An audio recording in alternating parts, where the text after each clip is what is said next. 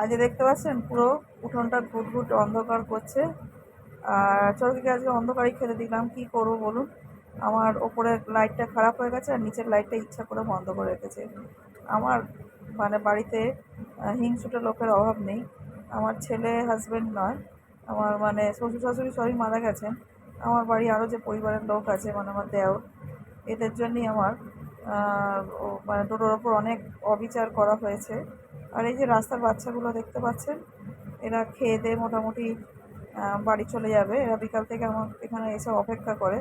আগে দুবেলা দিতাম, এখন আর সেই দুবেলা দেওয়ার ক্ষমতা নেই, কারণ বাচ্চার সংখ্যাও বেড়েছে। সেই জন্য আমি ওদের একবেলাই দিই। একবেলা অবশ্য ওপাশে আর একজন আছে, উনিও রান্না করে ওদের খাওয়ান। একমাত্র চরকি একটা টোটো ছিল, এরা 2-3 বেলা খেত। যাই হোক, এদের অন্ধকারে খেতে দিলাম। আপনারা অনেকেই বলেন যে চরকি কোথায় শোয়। এই দেখতে পাচ্ছেন, চরকি আমাদের এই দরজার ওপরটা করে শোয়। ওকে ঘরে ঢোকালে তো বোধহয় এবার আমাকে বেরিয়ে বার করে দেবে। যেহেতু ঘরের পোর্শনটা তো এখন আমার নেই।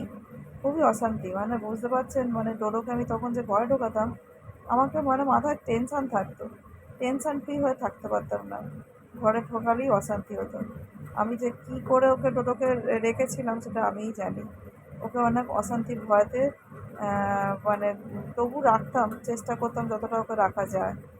তো এখন নিজের জায়গাটা ভাগ হয়েছে, ফাঁকা জায়গা হয়েছে, ঘর করতে পারলে তবু এদের একটা আশ্রয়স্থল হয়ে যাবে।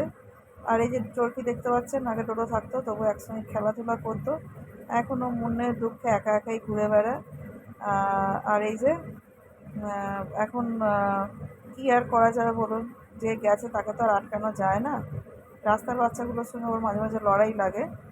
এবার এই যে দেখতে পাচ্ছেন রাস্তার বাচ্চাগুলো এখনও দাঁড়িয়ে রয়েছে। ওরা এরকম দাঁড়িয়ে থাকে যতক্ষণ না আমি ওপরে যাই, ততক্ষণ ওরা এরকমভাবেই দাঁড়িয়ে থাকবে, ওরা বাড়ি ফিরবে না। আমি যখন দেখবেন যে চলে গেছি, তখন ওরা বুঝতেই পারবে যে আর মানে আমাকে আর দেখতে পাবে না, সেই জন্য ওরা বাড়ি চলে যায়, যে যায়। আমার কাছে দিব্যিও যেমন, এরাও তেমন। হয়তো এদের জন্য আমি সেরকম কিছু করতে পারি না। ভগবান আমাকে যতটা ক্ষমতা দিয়েছে, আমি ওদের খেতে দিয়ে এইটুকুনি করতে পারি। যখন যদি কোনো দিন ক্ষমতায় আসে, তাহলে হয়তো এদের আরও একটু উপকার হবে। যাই হোক, এরাও ভালো থাকুক, আমার ডিম্পিও ভালো থাকুক, এই আশাই করি। তবে ওকে ঝড় বৃষ্টি হলে আমি আটকে রাখতাম, মানে আমার ঘরের ভেতর ঢুকিয়ে দিতাম। বললাম না, অনেক অশান্তি সহ্য করেছি। আর যেন সত্যি কথা বলতে এই অশান্তিগুলো যেন আমার কাছে এখন একটু ভয়ের মতো হয়ে গেছে। তাই যাই হোক, যতটা পেরেছি টোটোকে করতে পেরেছি, এটাই আমার মনে শান্তি। আর যেটা করতে পারিনি তার জন্য টোটো আমাকে ক্ষমা করে দিক।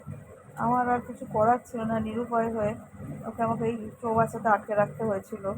বলেইছিলাম যে ওর ম্যাগটস হয়েছিল, বারবার বলছি, এই কথাটা বলতে বারবার ভালো লাগে না। যাই হোক, ওর ভিডিওগুলো দেখলে সত্যিই মনটা খারাপ হয়ে যায়।